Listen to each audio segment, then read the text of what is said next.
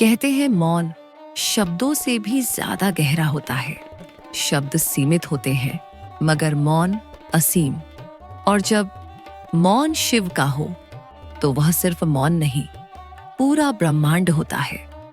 आज की कथा है शिव का मौन, जिसमें ब्रह्मांड की गूंज है।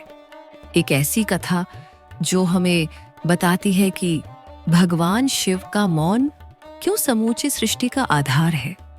हिमालय की ऊंचाइयों पर, कैलाश पर्वत पर न कोई हलचल थी, न कोई आवाज, सिर्फ बर्फ की सफेदी, ठंडी हवा का स्पर्श, और उसके मध्य बैठे थे महादेव, आंखें बंद, शरीर स्थिर, मन अडिग।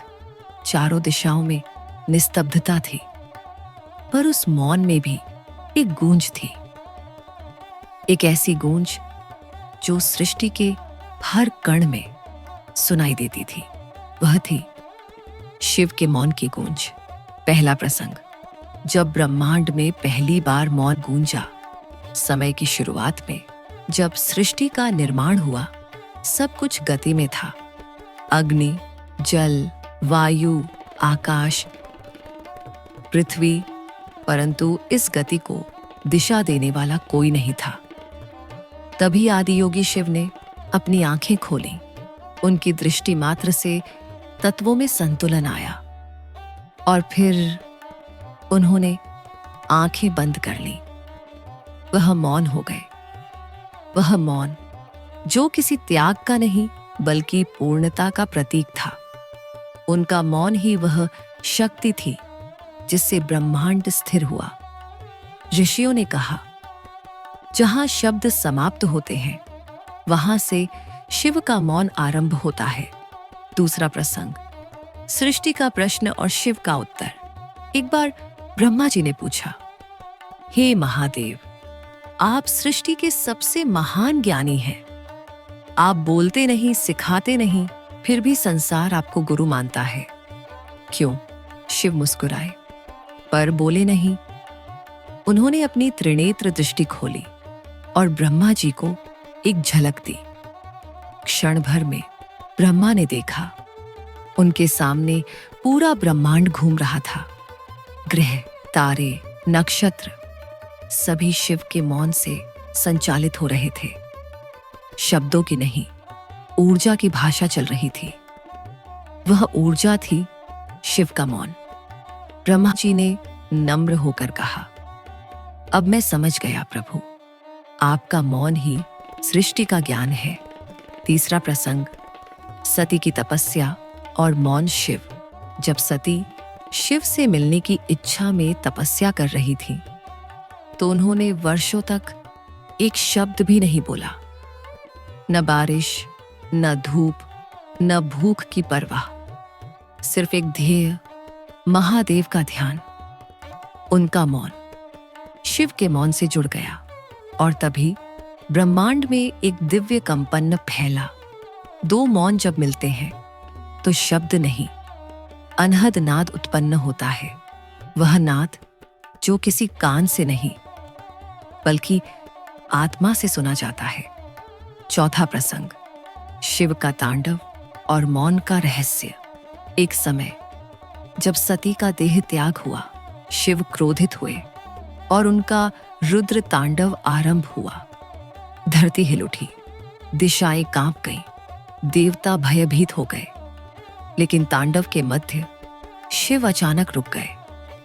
उन्होंने आंखें बंद की और सब कुछ थम गया। वह मौन में चले गए। देवता चकित थे, अभी जो रुद्र रूप में थे वही अब शांत समुद्र जैसे। वह समझ नहीं पाए कि यह मौन क्या है। तभी एक स्वर गूंजा, शिव का मौन ही सृष्टि का पुनर्जन्म है। वह मौन नहीं बल्कि एक ध्वनि की बात की गहराई थी। वह क्षण था जब शिव ने विनाश को भी ज्ञान में बदल दिया। पांचवा प्रसंग, ऋषि अगस्त्य की जिज्ञासा। कहते हैं, एक बार ऋषि अगस्त्य कैलाश पर पहुंचे।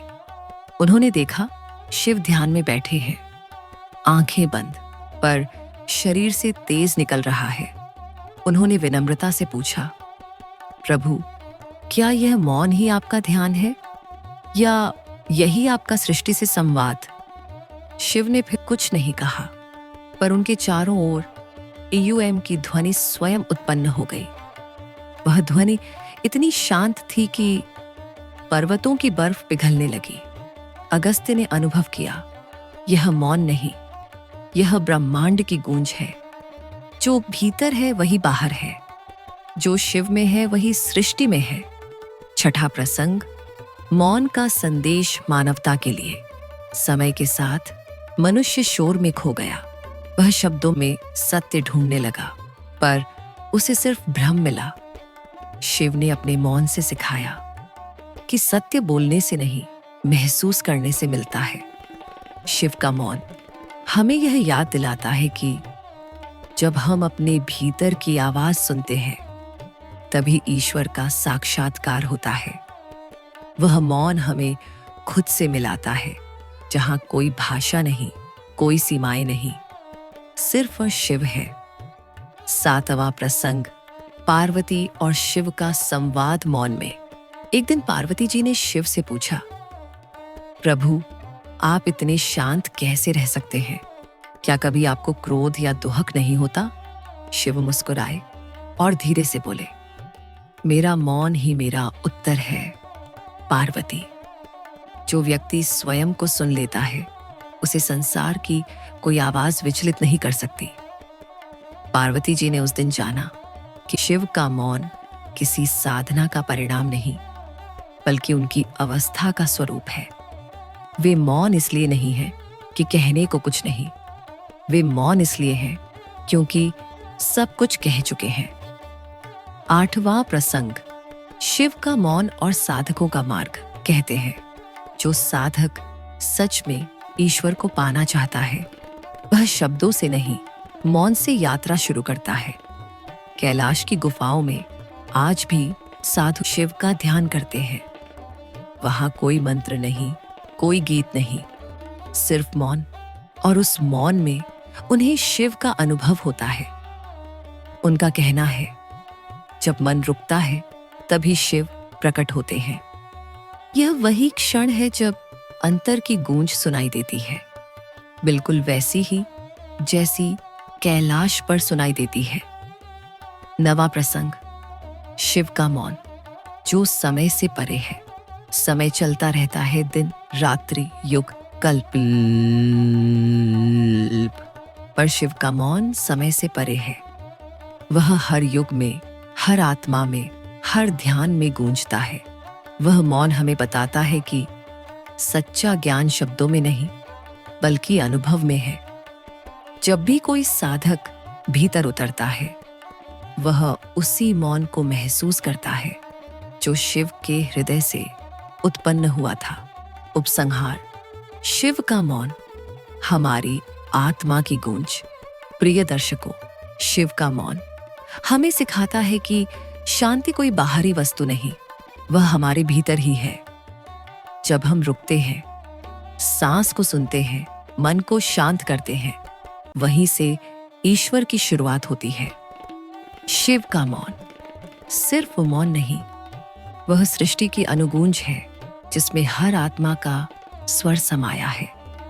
शब्द कभी कभी भ्रमित कर सकते हैं, मगर मौन हमेशा सच्चा होता है, क्योंकि जब सब कुछ थम जाता है, तब भी शिव का मौन गूंजता रहता है। एयूएम नमः शिवाय।